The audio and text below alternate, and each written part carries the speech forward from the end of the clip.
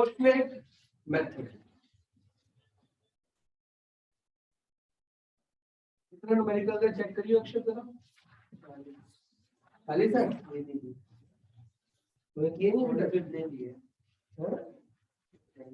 ये नहीं करते अभी ज्यादा कल मैं कर लूंगा। सर्टिफाइड सर ग्राहक आना सर मार्केट ही करता है मैं मार्केट ही करता था मैं कैसे करता बताओ मुझे इतना सारा होता है सर। हाँ 3 से लेके 55 है इसलिए कल पेपर है इसलिए ये सारे कर लूंगा। अरे 2 मिनट कैसे सर जी यही तो कॉन्फिडेंस आ जाता तेरे को।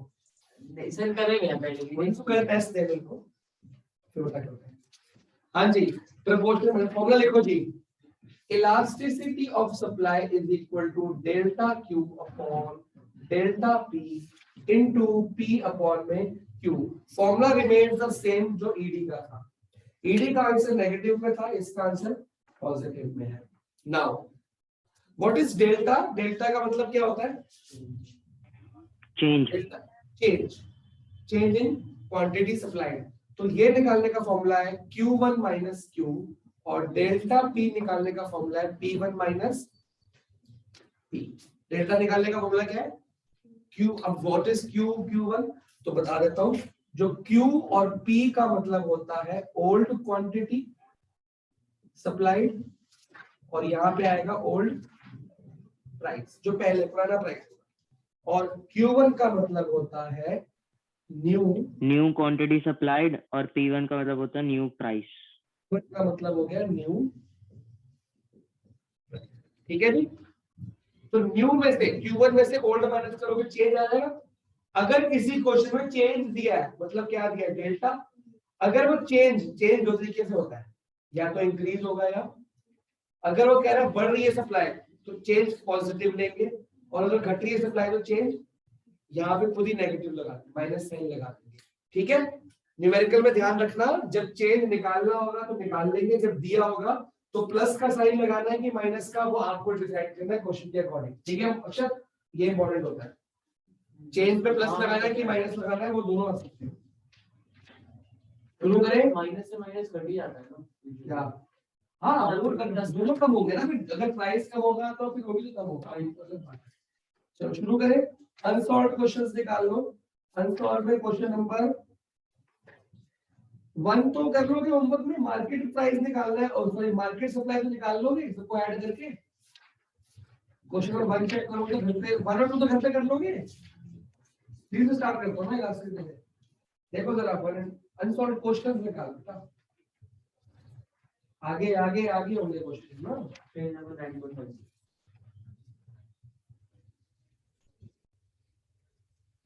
हाँ ये रहा क्वेश्चन 1 और 2 कर लोगे घर पे। सारी सप्लाई को ऐड करोगे तो मार्केट आ जाएगी और उसमें खाली बीच वाले निकालने हैं वो लेस करके सबको ऐड करके उसमें से माइनस कर दियो आ जाएगी कि नहीं? पक्का होगा। चलो क्वेश्चन नंबर 3 से स्टार्ट करेंगे। क्या है क्वेश्चन नंबर 3? पहले देखो given differences when the market price of चीज राइजेस फ्रॉम। अच्छा 2 वर्ड्स आते हैं। एक होता है क्लियर ध्यान सुनियो। एक होता है टू एक होता है बाय। अगर प्राइस राइजेस फ्रॉम इतने टू इतने या फ्रॉम इतने बाय इतने। टू का मतलब होता है न्यू। लिख लो कॉपी में कहीं भी। टू का मतलब जहां फॉर्मूले लिखे हैं टू का मतलब ऑलरेडी हमको पता क्या दिया न्यू। अब वो न्यू का मतलब या तो न्यू क्वांटिटी है या न्यू प्राइस या तो वो Q1 दिया है या वो P1 दिया है। और अगर बाय दिया है तो या तो वो डेल्टा क्यू है या वो डेल्टा। बाय का मतलब चेंज। समझ रहे? बाय आएगा तो डेल्टा क्यू या डेल्टा पी होगा। टू आएगा तो न्यू होगा या Q1 होगा या P।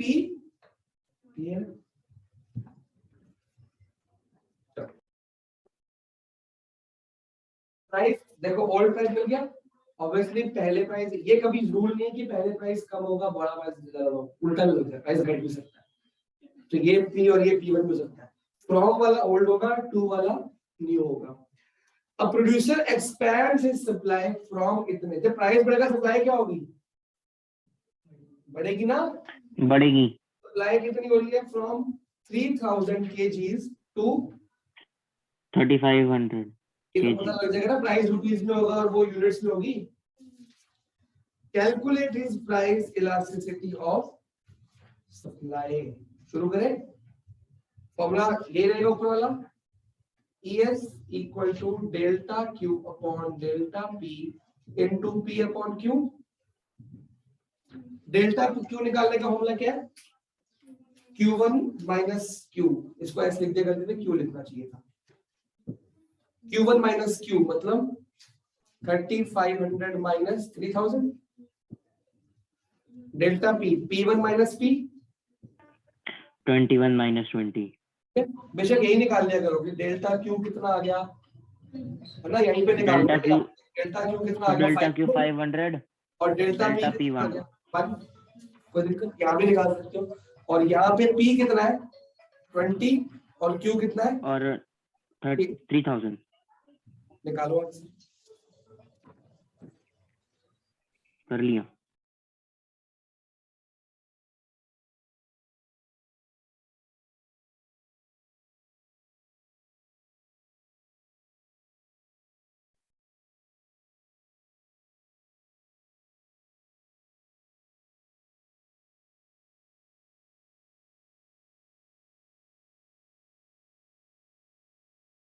इसका मैसेज आया हुआ है।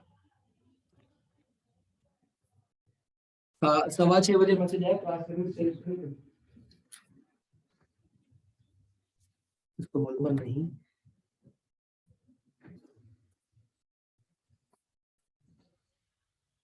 उसको क्या जा रहा है, ये भी इसका आंसर क्यों मैसेज आया? कल इसको मैंने देख लिया, घूम रहा था, मेरे को देखिए कि मैं सेकंड कर रहा था, तो इससे बड़ी लगेगी मैं आई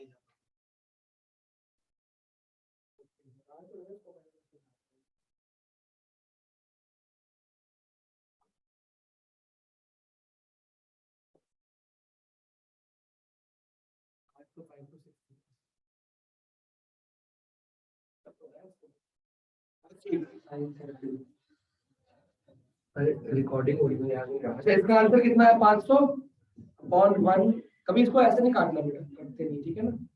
20 अपॉन 3000। तो ये 0 से 0 2 कट गए, 1 0 यहाँ से कट गया, तो ये 10/3। 10/3। अब 10/3 सोच के बताओ, ग्रेटर देन 1 है कि लेस देन 1 है? अगर ऊपर बड़ा है तो आंसर, इसको डेसिमल में निकाल लो ना। 3.33। आंसर में यहां तक नहीं ग्रेटर छोड़ा, than 1। therefore ES greater than 1 लिखना पड़ेगा। और क्या लिखेंगे? This implies it is highly elastic. It is highly elastic. क्या लिखेंगे? It is elastic supply. बात समझ में आई? Highly elastic supply. समझ आ रहा है? अगला क्वेश्चन अपनी कॉपी में 4th नंबर अपने आप अभी के अभी करेंगे।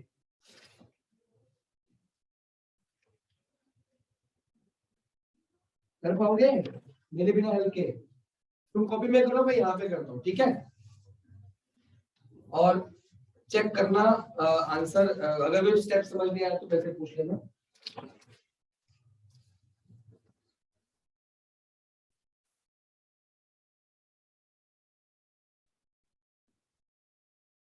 मैंने गिवन लिख लेना अपने आप। अब देख, price of a commodity increases by कितना लिखा है? बाय का मतलब क्या होता है? डेल्टा। तो हमको डेल्टा पी कितना दिया है? 4। अब प्रॉब्लम पता है क्या है? जब भी डेल्टा पता है, हमें ये चेक करना है कि ये प्लस है कि माइनस। कैसे पता लगेगा डेल्टा प्लस है कि माइनस? एक वर्ड लिखा है, क्या लिखा है word? Increases.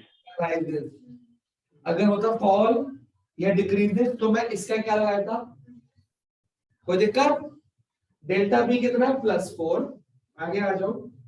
Due to this supply increases from 60, मतलब Q कितना था? 60 और Q1 90 और original price 90 minus 60 equal to 30। ये लिख दिया करें, डेल्टा ये निकाल दिया करें ना। देखो, एक बात छोटी सी याद रखनी है, अगर डेल्टा Q पॉजिटिव है तो डेल्टा P भी पॉजिटिव होगा। अगर ये नेगेटिव है तो मतलब या तो दोनों नेगेटिव होंगे या दोनों क्योंकि अगर प्राइस गिरा तो क्वांटिटी भी गिरेगी और प्राइस बढ़ेगा तो क्वांटिटी भी। तो ये रूल है, या तो दोनों नेगेटिव होने चाहिए या दोनों पॉजिटिव। अगर एक नेगेटिव पॉजिटिव आ रहा है तो अपनी गलती वही ढूंढो, आगे बढ़ो ही मत, न्यूमेरिकल सॉल्व मत करो। हमको निकालना है क्या ईएस। अब प्रॉब्लम एक और आ गई, हमको ओल्ड पी नहीं पता, ये पता है ओरिजिनल प्राइस वाज पता है सर, ओरिजिनल का मतलब ओल्ड होता है, ओल्ड प्राइस 6 रुपीज है। फॉर्मूला लगा लो, delta Q upon delta P into P upon में क्यू। डेल्टा क्यू कितना है 4 by 4 into 6 by 60। Delta Q कितना है 60। कोई दिक्कत? अच्छी समझ आया सर?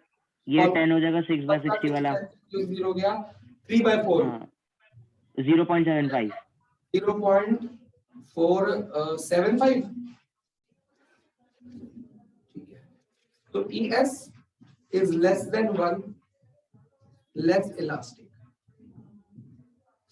मतलब जरा सा प्राइस चेंज करेंगे, प्राइस ज्यादा चेंज होगा तो क्वांटिटी कम चेंज होगी, लेस इलास्टिक। क्वेश्चन नंबर 5 और 6 होमवर्क पे डालो। 5 एंड 6 होमवर्क पे डाल दिया? ठीक है,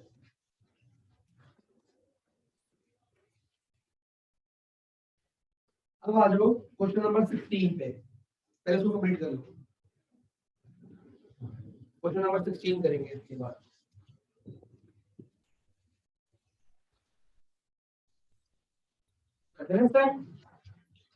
The coefficient का मतलब वही elasticity supply of a commodity is कितना है? तो ES कितना दिया हुआ है? अब हमने ES निकालने वाले क्वेश्चन किए थे, वो क्वेश्चन करेंगे इसमें ES दिया हुआ। ES कितना दिया हुआ है? 3। A seller supplies 20 units of its commodity at a price of, तो मतलब सप्लाई करता है 20 यूनिट्स किस प्राइस पे? 8। कोई दिक्कत? 20 सप्लाई कर रहा है, ओल्ड प्राइस और ओल्ड दिया हुआ। आगे, how much quantity of this commodity, कितनी क्वांटिटी बेचेगा when the price rises by 2। तो प्राइस कितना दिया हुआ? अगला डेल्टा पी दिया हुआ है, क्योंकि बाय वर्ड लिखा है। प्राइस राइजेस, राइजेस का मतलब प्लस, डेल्टा पी कितना है? 2। निकालना क्या है? क्या निकालना? चेक करो क्वेश्चन में है, डेल्टा क्यू निकालना है। How much quantity of this commodity will seller supply, जब प्राइस 2 से बढ़ जाएगा आपको Q1 निकालना है। कितनी क्वांटिटी बेचेगा जब प्राइस किससे बढ़ गया? 2 रुपए से बढ़ गया। 2 रुपए तक नहीं, तक मतलब 2, से मतलब बाय। 2 रुपए से प्राइस अगर बढ़ा दूं तो क्वांटिटी कितनी बेचेगा। ठीक है, सिंपल सी बात है। चलो, आपका ES का फॉर्मूला क्या है? Delta Q upon delta P into P upon में क्यू। अब ES पता है 3, डेल्टा क्यू नहीं पता, छोड़ दो, क्योंकि जब डेल्टा क्यू मिलेगा तो Q1 माइनस Q से Q1 निकल आएगा। डेल्टा क्यू, डेल्टा पी कितना है? 2 इंटू 8 और 20। अच्छा, एक क्वेश्चन वैसे ही पूछूं, अगर डेल्टा पी 2 है तो न्यू प्राइस कितना है? न्यू प्राइस कितना है? 10, क्योंकि बढ़ गया ना। P1 माइनस P होगा तो P1 minus 8 is equal to 2, तो माइनस 8 हो 10 हो जाएगा। या खुद बोलो जैसे 2 से बढ़ रहा है तो फिर 8 10 ही होगा, छोटी सी बात ये है। ठीक है, आगे बढ़े।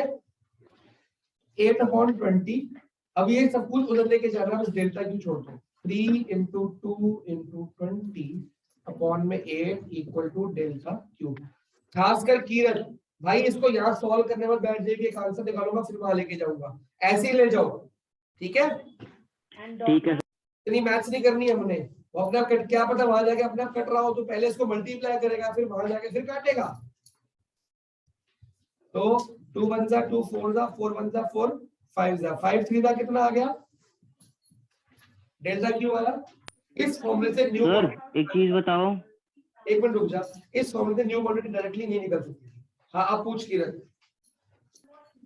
सर अगर इसको डायरेक्टली जैसे बिना मल्टीप्लाई करे पहले इधर ही काट दिया ES की फॉर्मूले के अंदर ही, जैसे 2 को 4 बनाया, 4 को 5, फिर क्यों उससे डायरेक्ट मल्टीप्लाई कर दिया 5 को। इस न्यूमेरिकल में कोई फर्क नहीं पड़ रहा, लेकिन बाकी जगह तो पड़ेगा ना। हाँ यहाँ ये पर तो 3 से भी कुछ ठीक कट रहा होगा। तू ले जाया कर, मैं तेरे को बोला ना मैंने, ठीक है सर। तू ऐसे मल्टीप्लाई करके फिर डिवाइड करेगा। यहाँ पे जो कुछ मुख कटिंग मत करो, डायरेक्टली सब कुछ एक साथ ले आया करो, ठीक है। अब delta Q, what is the formula for delta Q? Q1 minus Q, और ये 15 रहेगा। 15 इक्वल टू Q1 निकालना है, और Q कितना था 20, तो इधर आके add 15 plus 20 25 units is equal to Q1। कोई दिक्कत? तो क्वेश्चन नंबर 5 और 6 होमवर्क में है, और साथ में होमवर्क है आपका 16 करा दिया। 1 और 2 भी तो है सर।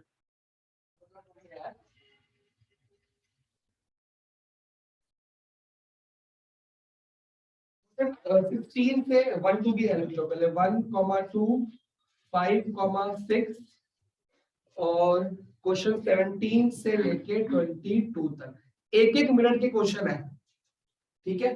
परसों तक ये होमवर्क कंप्लीट कीजिए, तू साथ में मूवमेंट और शिफ्ट दोबारा रिवाइज करेगी, चलती रहेगी जब तक क्लियर नहीं होता हर बात।